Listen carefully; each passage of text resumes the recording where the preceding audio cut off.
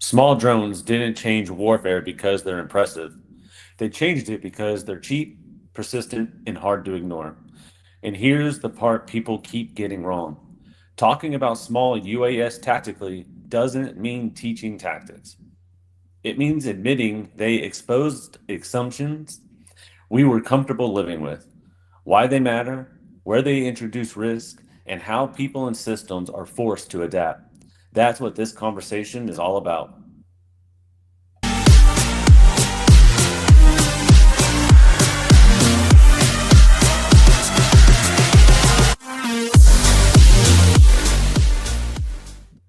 Welcome to the Swarm News. This is where veterans and engineers talk about defensive tech the way it actually works, not the way it gets sensationalized online. If you're here looking for a playbook, you're in the wrong place. We don't give how to's, we don't chase viral tactics. We taught capability, limits, and consequences. I'm Joshua Hill. And I'm Vincent Lewis. And we like to say first, thank you for all those who have been following and have subscribed. If you haven't followed, like, and subscribed to the channel, we appreciate it if you do. It helps us with building out the channel and get our information and our content out to all those who are uh, trying to learn more about SUAS and understand more about it. If you have any comments, put them in below. And then if you have anything that you would like us to cover or talk about, you know, please put it in the comments also. We'll be happy to, conversate and see what we can do to make things that people want to hear about. It's what we want to do and it's what we're here for. So back to you, Josh. Yeah, so let's go ahead and set up some boundaries right up front. We're not here to explain how to fly drones into targets, how to bypass defenses, or how to replicate battlefield tactics. That's irresponsible. What we are here to do is explain why small UAS have become unavoidable in modern conflict. At a high level, SUAS introduces three realities: persistence, rapid adaptation, and low cost of loss. Those three things don't change tactics.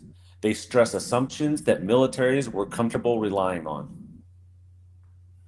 And from a systems perspective, SUAS live in an uncomfortable space. Look at them as something that's very useful in the outcome of what we need to go into new battlefields. Because the battlefield I came from is way different from what it's going to be in the future. Whereas these smalls are making such a drastic difference to a place to where it isn't going to be where you just have a drone that sits over top of you and see everything. Now they're at a place to where they're up close and personal. They can see everything. It can be outside of a tank hatch or sitting outside your bunker or wherever you sit at, even in your HQ. And it's a difference compared to what it was even in anything in the past. It's almost as major as the tank or the airplane came in from World War I to the machine gun. This is that much of a danger and change that we are seeing in our future. Yeah, I mean, at a conceptual level, small UAS don't enable dominance, they enable presence. They allow forces to extend awareness beyond line of sight, observe without committing people, apply pressure without staying exposed. Historically, that kind of presence required aircraft, patrols, and manpower. Now it doesn't. That single shift removes the luxury of ignorance from planning assumptions. Yeah, and technically it comes down to cost exchange. We've spoken this I think several times, but it's very important that it's understood. If a system is inexpensive is and replaceable easily, it provides a usability for more than just a conventional weapon would. And you can also get data from it. That's the even bigger key. So not only is it a cheap system that can be remade and used, and also be used by just about anybody at any time. A regular infantry guy can take these systems right now, put it into place, see things that are going on, immediately make actions, and send that information back up to high, and understand that they can give high level details of what they're seeing in a different way that we've never really seen. Um, so losing it really doesn't matter in the end. when it comes down to the mission, these systems are so valuable that even if it costs $600-700, that's worth the cost because it's so much more of a battlefield changer. So multiplier, and that changes how risk is calculated, and not because the system is invincible, but because failure is survivable. Yeah, and I mean, I think this is where the hype collapses. Small UAS are not decisive on their own. They're fragile, they're weather limited, they depend on comms, power, and control. And when leaders treat them like silver bullets, people get hurt. Over reliance on any single capability creates blind spots, and blind spots are where failures live. Yeah. Well, I will have to say one thing though. I will have to say that they are almost a silver bullet. When you really look at it, these systems are systems that you can use where when I was in, my aircraft were limited on the weather. This one, you don't have to give a shit about weather. You don't have to care if the weather is foggy. As long as you can see through it and you can keep it moving, it actually will make it to where it can still be useful. So just something even between us, I think is something we kind of like taking conception of. The weather limits do limit a lot, and there are other environmental changes that we can look at and see it as different as how it can be an impact. But I think that that will be a big significance that will be coming in the future that we will really need to look at is that these small systems can see through weather if you really make it you want it to. These can actually survive the weather, and they're on the ground. They're lower. You're not losing millions of dollars.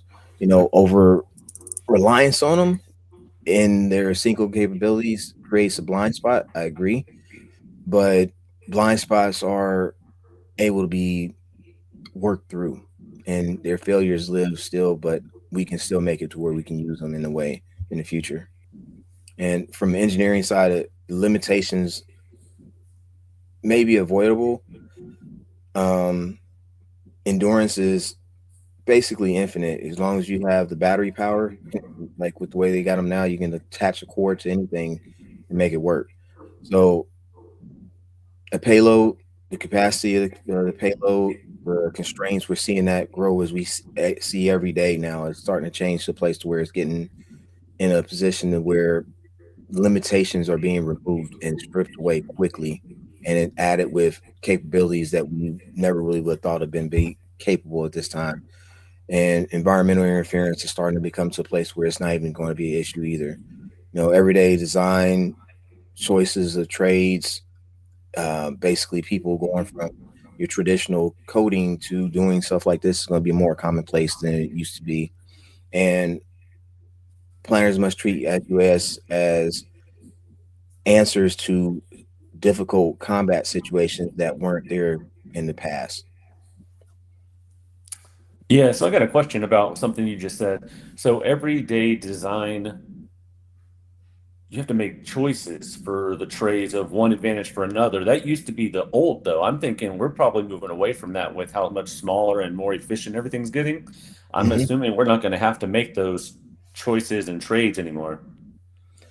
Yeah, I think with the way that choices are going to be done in the future is going to be about who's got the best capability to get something to use.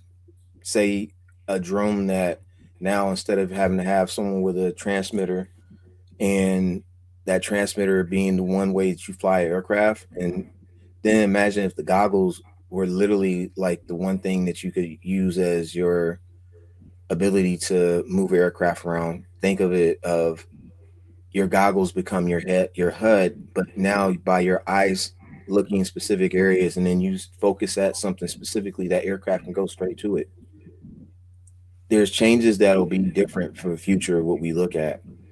But I think the trades are going to also have to change with that, where you're focused on, you see people going just become a mechanical engineer or going to become electrical engineers. You'll probably start to see people going to become literally different drone engineers and focusing on specifics in it, such as the autonomous side of the systems, or working on ergonomics for visual and or hand usage, or whatever you want to put it under. It'll be way different. So the trades can be useful and different. That answers your question. Yeah. Okay. So I'm going to say one of the biggest impacts of small UAS isn't what they do, it's what they demand from decision makers. They accelerate information flow, compress reaction timelines, and increase cognitive load. That's a double edged sword. More data doesn't make you smarter, it just exposes whether your systems can handle the pressure. And well, to think about it, this is a data decision problem, pretty much. Small SUS, increase sensor inputs. They have the ability to update frequencies. Filtering of them through their own means can be done, or through your own, but prioritizing and bring confidence to cues also helps the operator to drown out that information that's unnecessary. So when we look at it going forward, we're going to have a lot of information that's going to be useful, and also to be gathered in multiple areas and ways. Like when you look at it, I was looking at a video the other day, I think I sent to you, about the guy was showing about how in Ukraine, when they're fighting, their mindsets and their ways of training and tactics to get against drones. It's not even as much as the infantry. They're using tactics to change how they do things against small SUS, because they're like, you could set up, and when you have a drone that's always looking at your patterns, you have to throw the patterns off. So your way of like setting up, and also even moving, putting up something as simple as a drone netting, in this case mosquito netting, that's inside your doorway of your bunker to keep it from coming in, or even setting up a bunker, in these cases the trenches, where they're Z's versus straight lines, so, or crooks, so that now the drone just can't go fly, it has to turn the corners. So that means a lot less time and more reaction time, and it slows them down. So even in the way you build, or completely come up with concepts, is going to be a way different mindset in going forward. And the integration of this is going to matter more than the raw capability itself. Yeah, no, I hear what you're saying. I agree with that. And if you're excited about using drones but uncomfortable defending against them, you're not thinking professionally. Small UAS force every unit, air, ground, and maritime, to think defensively, Yeah. not just in terms of equipment, but posture, discipline, and awareness. Yeah, and to be honest, from the technical side, counter US is a systems problem. I mean, and just like you just said, it's not just going to be the infantry guy. It's going to be the Navy. The Navy is going to have to figure out ways on how they're going to defend against things under the ocean, on the ocean, in the air. The guys that are in the air are going to have to decide how they're going to handle things coming from the ground, things that are in the air, having to defeat things from distance. When you think about it, imagine a drone that could go out 50 miles ahead of you, have an air-to-air missile already incorporated on it, and it can fire a missile that can go 40 miles further than that. Imagine how much of a force multiplier that is, when you are now extending the reach of what your capabilities are even further than the normal norm of where the manned aircraft is typically.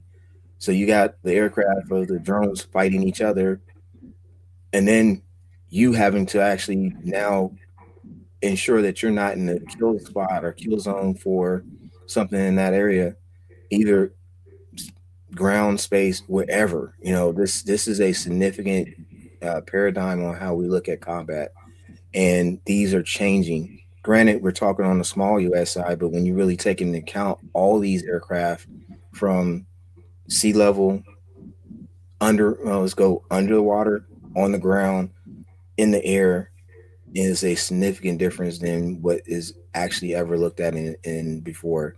Detection alone isn't enough. Tracking alone isn't enough. The feeding it alone isn't enough, because you have to be able to counter the counters and have constant thoughts on what you will do next, even when those things are considered reasonably understood and also a solution. The solutions aren't going to always work. Combat progresses no matter what you want or how you think. If you do not progress, you will die. It's just simple as that. If you do not innovate, you will die. It's just like any other thing in the world. Even when you look at industry, if you aren't trying to progress and you're not working to become better all the time, you'll just fade away. That's one thing that separates good from the bad and greats from just the average. You need to be at a place to where you can fuse and classify and make decisions with logic that is proportional to the response, all under time that is basically you're under pressure doing. Yeah, I agree with a lot of what you were just saying. I mean, everything. I mean, it's all time is pressure in this community. This is where public conversation goes a little off the rails. People jump straight to tactics. That's not professionalism. What actually matters is how forces adapt, how systems are designed responsibly, and how safeguards are built in. The internet wants tactics, professionals want restraint. Yeah. And engineers carry responsibility to do this here. As an engineer, it is our responsibility to not just think of the now, to think of the future, so also to think about what's happening and how we can modify what we know is going to happen in the future with what we know is need to be done as we speak. So you have a very daunting task as a person that has to design or completely come up with concepts that are outside of the normal paradigm of life and even combat. So it's not a simple situation, but it's not incapable of being done. You know, design choices shape escalation of risk. Um, Misuse of potential though is a big problem if you don't really take that opportunity to see that person who has the opportunity to show something outside the box, and you take it as a opportunity to say maybe we look at, you could be missing out on something that someone else may have already brought to the table, and then actually save some lives. Whereas later on, it could have, if you didn't put it to play, kill someone's life or take someone's life. So there are unintended consequences to everything we do. Speed matters, and actually, speed is king. When you really think about it, that is the basic concept of it all. Being able to progress with accuracy and speed in whatever it is that you do. And in this world, it goes into everything: how fast the aircraft can move, how fast the processors can think, how quickly a decision can be made, how quickly this aircraft and system can be created. All is relying on speed, accuracy, and the ability for it to work is good, if not better, than what's already out there. So performance without control isn't an innovation; it's just basically a liability. Yeah, and responsible SUAS thinking starts with restraint. It asks, does this reduce risk to people? Does it support decisions instead of replacing them? Does it stay within legal and ethical boundaries? Mm. If the answers aren't clear, the capabilities, they're just not ready. You say that again on the ethical boundaries. What was it you said again? Um, if it doesn't stay within legal and ethical boundaries, then we're just not ready to put it out there. I mean, the capability is not there if you can't stay within the correct boundaries of what we're trying to accomplish. You know what I mean? Yep, I agree. You know, and from engineering, the that is a key. When you look at this AI, the system or the computer is only as ethical as the person who created it. Now, granted, it can think, but if Agreed. you don't incorporate those safeguards into that programming and you are thinking ethically, how you think that system's going to think? It's only going Yeah. to do program. It's just like a kid. Kid's only going to do what you train them or teach them to do. So if you teach them to be difficult or a non-capable person to look outside the box or critical thinker, they're not going to be that. So if you teach that, it'll be that. And when you really look at it, when you build systems that are degraded gracefully and have avoided autonomous escalation loops, it'll allow you to now have a system that can completely work within the confines of whatever it is given and preserve not only itself but human life and decisions through authority that it is given through its programming. And that capability without control fails fast. Yeah, I agree. And small UAS matter because they change how forces think. Yeah, They compress time, they expand awareness, expose vulnerabilities, but they demand principle. I agree. And when you really look at it, every country, I have a feeling, every major combat ready force has embraced small SUS in a way to where it is integrated into their everyday infantry tactics, their everyday force tactics. Like when you really look at it, this isn't just a fad. This is literally a change in combat technique. And when we look at what's going to be the future, it's also going to change how we look at it as a civilian in regards to our everyday life. Drones aren't just compacting or impacting the battlefield, they're impacting the civilian fields of life. When you look at what we get them used for inspecting bridges, when you're looking at what we're using them for to deliver packages, it's going to be a total different game change in the mass of where we are going forward. And even with first responders, they are going to be either a make or break in saving lives or causing more casualties, one or the other. And that needs to be looked at in a way where it's totally separate from what we have in the past. And when you look at it, technically, they're a part of the larger ecosystem, but in reality, they're going to be the ecosystem. They're going to be something that we look at as the sensors and comms and AI that are commonly used by most people, and they work together in harmony eventually. May not be right now, but it will be in the future.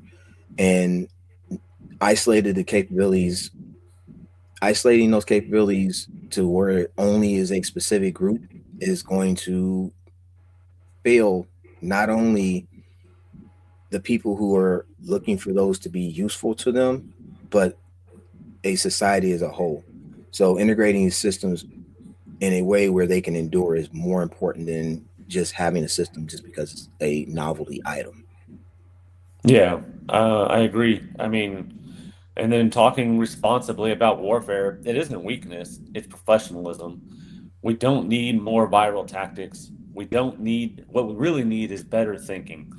And if you're a veteran, engineer, or policymaker, your job isn't to show what's possible, it's to make sure what's built doesn't make things worse.